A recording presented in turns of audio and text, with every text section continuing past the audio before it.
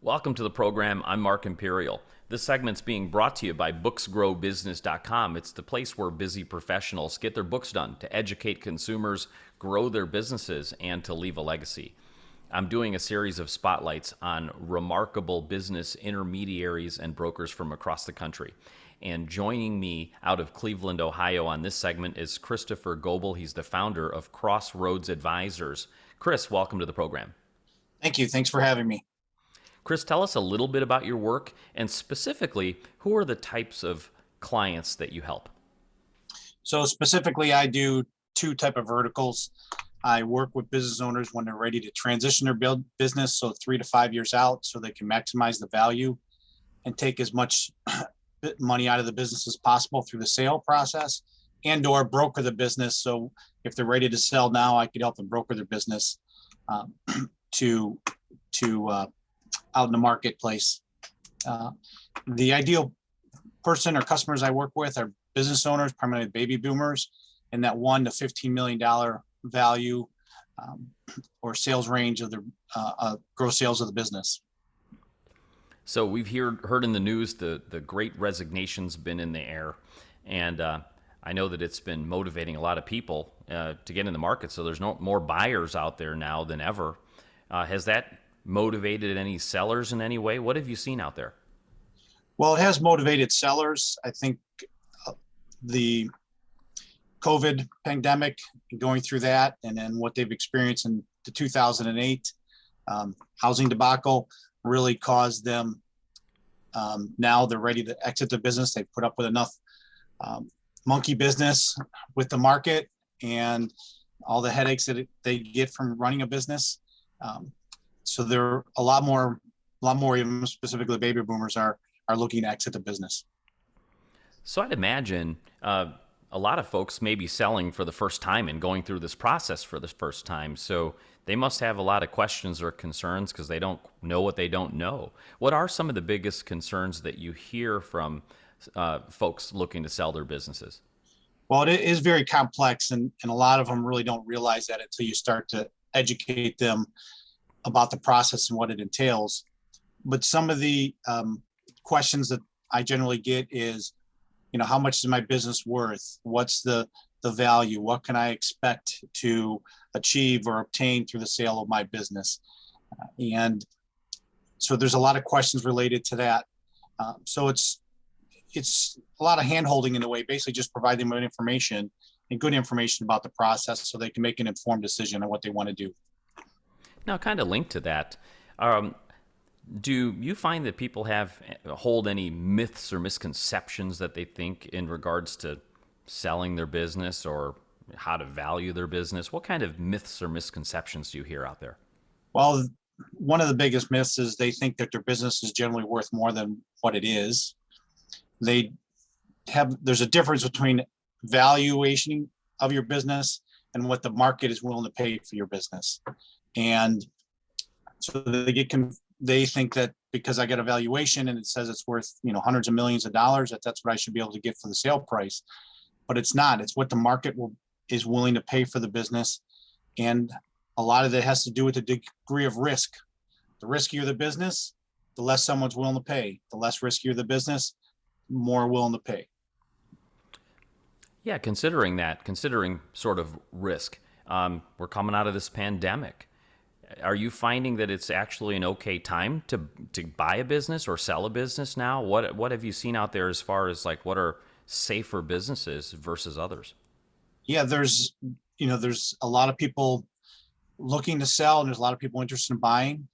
The problem is 80% of the businesses out there are non-sellable. So there's only really 20% of the pool of businesses that potentially hit the market that are sellable. So that creates a difficulty for the buyers because they're trying to find the ideal company. And if there's not good quality companies on the market, well, then they're not going to be buying.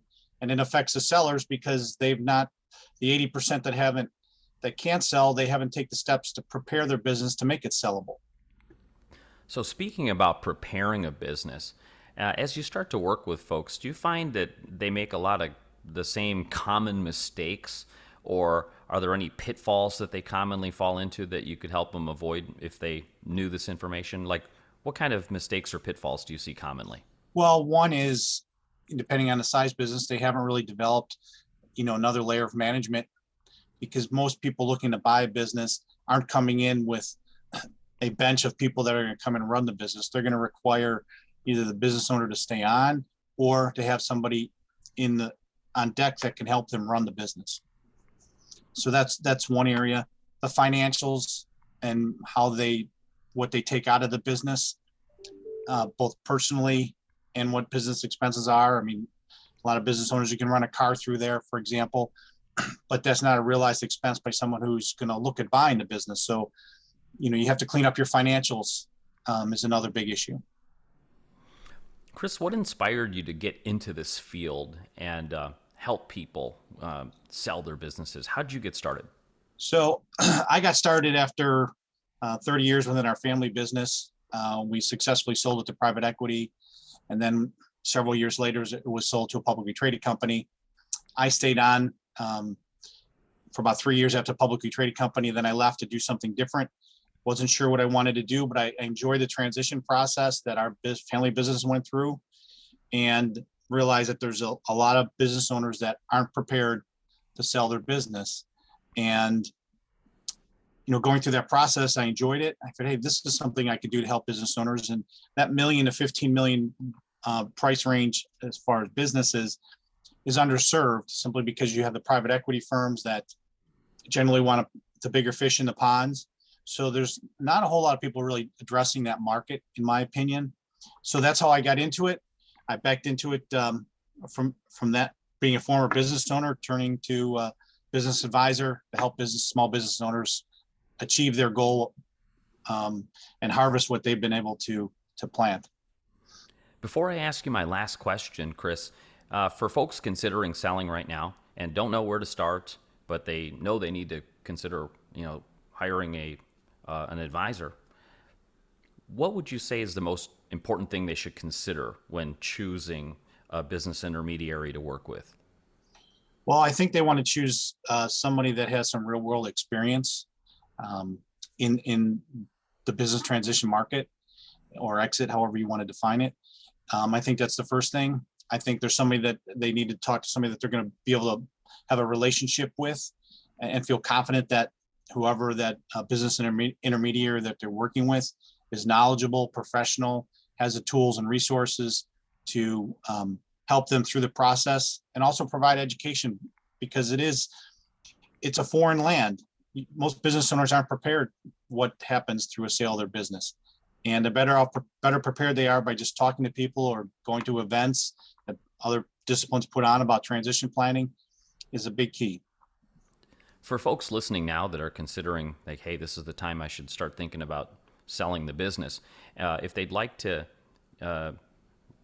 speak with you, how do they find you, connect with you, and learn more? Well, if they go to my website at Crossroads Advisors, they can have all my contact information, drop me an email, or they can email me at chris@crossroadsadvisors.com. Advisors can be spelled two different ways. I spell it ERS, so they want to make sure they put the right spelling in to find my site from that standpoint. Chris, this has been terrific. I really appreciate you taking the time and sharing your insights with my audience today. I wish you continued success for you and for all of your clients. Okay, thank you. That was Christopher Goebel. He's the founder of Crossroads Advisors out of Cleveland. And this segment's been brought to you by booksgrowbusiness.com. It's the place where busy professionals get their books done and published so they can educate consumers, grow their businesses, and to leave a legacy. That's all for now. I'm Mark Imperial, and thanks for joining me.